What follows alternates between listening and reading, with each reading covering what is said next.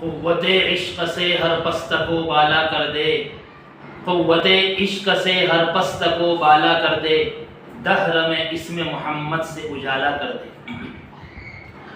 محترم مکرم سامعین، اللہ تبارک و تعالیٰ نے قرآن میں اور احادیث مبارکہ میں دعوت اللہ کے دو دائرے، دو میدان بتلائے۔ ایک غیروں کو، برادران وطن کو اللہ کی طرف بلانا، اللہ کی طرف دعوت دینا۔ نمبر دو، مسلمانوں کو دین پر جمنے کی دعوت دینا۔ ابھی جو دو دعوت کے دائرے ہیں، اس میں جو دوسرا دائرہ ہے یعنی مسلمانوں کو دین پر جمنے کی طرف بلانا، مسلمانوں کو اپنے دین میں پختگی پیدا کرنے کے لیے کہنا، یہ کام اتنا ضروری ہے کہ اگر اس میں سستی اور غفلت برتی گئی تو احادیث میں عذاب کی دھمکیاں آئی۔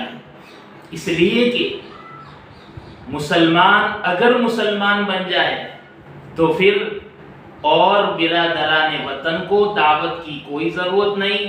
وہ مسلمان جو بگڑنے سے بچ کر صحیح معنوں میں مسلمان بن جائیں گے تو یہ بننا ہی ان غیروں کے لیے اسلام کی طرف دعوت ہوگا، یعنی وہ مسلمانوں کو دیکھ کر ضرور اسلام کی طرف آئیں گے اور اسلام قبول کرنے والے بنیں گے، جیسا کہ تاریخ ہمارے سامنے موجود ہے۔ اس لیے بزرگوں، ہم مسلمانوں کو اپنے اسلامی تعلیمات پر آنے کی شدید ضرورت ہے۔ اب موقع محل سے جو تعلیمات اسلام کی ہوتی ہے وہ بتلانا علماء کی ذمہ داری ہوتی ہے، لہذا ابھی ایک ماحول اور ایک موسم ہمارے درمیان بھادروی پونم کے اعتبار سے آنے چلا ہے، تو اس سلسلے میں علماء کرام اور عوام میں ایک طرح کی کیفیت ہے کہ اب آنے والے ہمارے بھائیوں کے ساتھ میں ہم کیا برتاؤ کریں گے، ہم ان کو کیسے اسلامی تعلیمات شیئر کریں گے ان کے ساتھ۔ تو آئیے اس سلسلے میں کچھ ٹوٹی پھوٹی باتیں، بے جوڑ باتیں قرآن اور حدیث کی روشنی میں آپ کے سامنے یہ خادم رکھنے جا رہا ہے۔ اللہ سے دعا ہے کہ باری تعالیٰ ہمیں ان باتوں پر صحیح معنوں میں عمل کی توفیق عطا فرمائے۔ نمبر ایک، ہمیں آنے والے ان برادران کے ساتھ، ہمارے بھائیوں کے ساتھ میں بد اخلاقی کا معاملہ نہیں کرنا۔ وہ چونکہ گاؤں میں آئیں گے، اسکولوں میں ٹھہریں گے، ڈیریوں پر آئیں گے، دکانوں پر آئیں گے، ہم ان کے ساتھ بد اخلاقی کا معاملہ نہ کریں، بدتمیزی کا معاملہ نہ کریں، ہم ان کے ساتھ برا برتاؤ نہ کریں۔ یہ بھی سب سے بڑے اخلاق ہے، یہ بھی اسلام کا بہت ہی بڑا حکم ہے۔ ہمیں اس بات کی خاص توجہ اس بات کی طرف دینی ہے۔ دوسرے نمبر پر ہمیں اس بات کا خیال کرنا ہے کہ جب یہ حضرات چلیں گے اور اپنے عبادت کے لیے جائیں گے، اپنے مذہب کی رسم و رواجات پورے کریں گے، تو ہمیں چونکہ آنا جانا ہمارا رہے گا، اس لیے ہمیں اس موقع پر بہت احتیاط کا پہلو اختیار کرنا چاہیے۔ اور احتیاط کے معاملے میں بات یہ بتاتا میں چلوں کہ اپنے گھروں میں ضروری دوائیاں اور اپنے گھروں کا ضروری راشن ہم ذرا اسٹاک کر لیں۔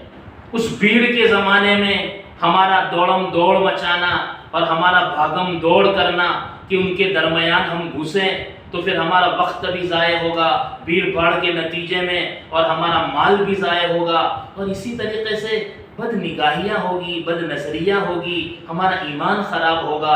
اس لیے بزرگوں، احتیاط کا اور عقل مندی کا تقاضا یہ ہے کہ ابھی سے ہم ذرا اپنی ذروری چیزوں کو گھروں میں اسٹاک کر لیں تاکہ ہمیں ان دنوں میں ادھر ادھر کہیں بازاروں میں جانے کی ضرورت نہ پڑے۔ ایک اور بات آپ کے ذہن میں رہنی چاہیے کہ جو حضرات ان کا روڈ پر آنا جانا بہت ضروری ہے طبیلے کے حساب سے، تو ضرور جائیں، اپنی اسلامی لباس کے ساتھ جائیں، شان اور بان کے ساتھ جائیں، لیکن تنہا مستورات کو بھیج دینا، تنہا بچوں کو ادھر ادھر کھیتوں میں دوڑانا سائیکل لے کر، بائیکیں لے کر، یہ چندہ مناسب نہیں ہے۔ ہمیں ان کے درمیان بھیڑ بھاڑ میں گھس کر ان کو تکلیف کا موقع نہیں دینا چاہیے. ہمیں اپنے حساب سے اس کا کوئی وقت طے کر کے اور ایک راستے کے ایک طرف چلتے ہوئے سکون اور وقار کے ساتھ ہمیں جانا ہے. ایک اور بات آپ کے ذہن میں ذرا رہنی چاہیے کہ وہ حضرات، ان میں کچھ داتا ہوتے ہیں، سخی لوگ ہوتے ہیں، وہ کیمپ چلاتے ہیں، وہ اپنی رقم ڈالتے ہیں اور یہ رقم سے وہ کھانا بناتے ہیں اور سہولیات فراہم کرتے ہیں آنے والوں کے لیے. تو کیا ہم لوگ وہاں جا کر سہولت حاصل کریں، ان کا کھانا ہم حاصل کریں؟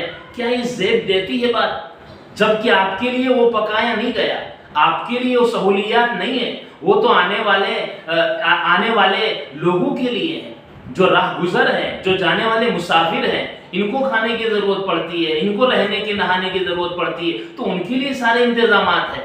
وہاں جا کر ان کے انتظام میں خلل ڈالنا اور وہاں بیجا کھانا، یہ بالکل اسلام کے تقاضے کے خلاف ہے اور ان لوگوں کے لیے ایک تکلیف کا باعث ہے. اور نیز آخری بات یہ ہے کہ اگر ہمیں کبھی جانا پڑے روڈ پر، بازاروں میں، تو اپنی گاڑیوں کے لائسنس ہم رکھنے والے بنیں، اس کے پورے کاغذات ہم رکھنے والے بنیں، تاکہ کہیں کوئی پریشانی کا سامنا ہمیں نہ کرنا پڑے. اور میرے بزرگوں، آخری اور بنیادی بات تو یہی ہے، ہمارا مذہب اسلام اخلاق سے پھیلا ہے.